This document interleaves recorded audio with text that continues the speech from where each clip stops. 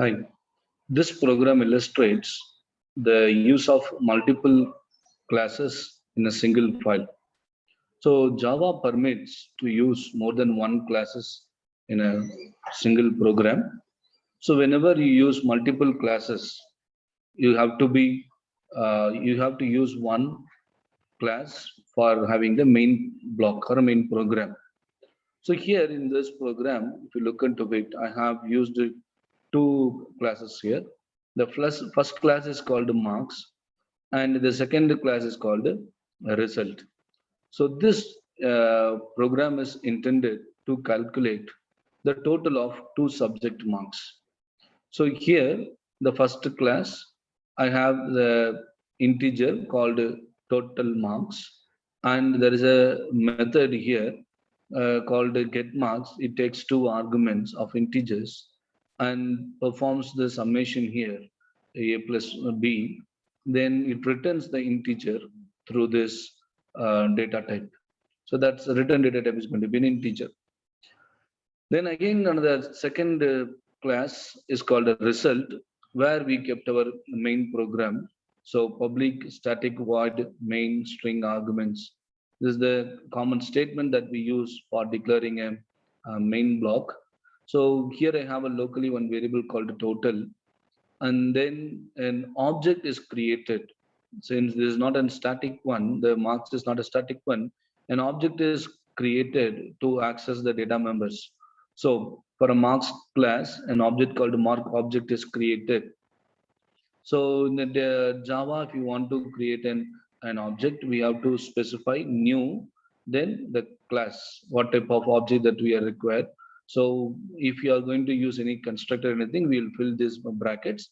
So by as of now, let it be empty bracket only.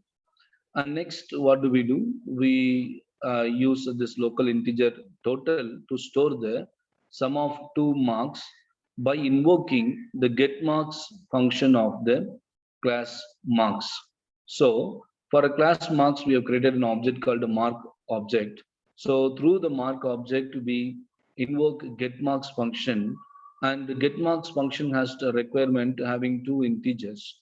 So we pass an integer value 25 to A and 50 to B respectively.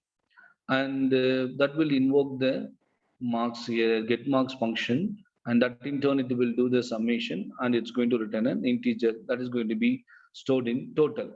And to store the and to print the value on the screen, so we write this printout statement here, that is system dot out println, and within bracket we specify the string what you want to display, that is total marks is equal to, and plus means in concatenation with the total marks, the total value will be displayed. So that is what this program is going to do. So with this, we have learned that how to use two classes in a function in a Java program, and very importantly, one of the program must be a main program.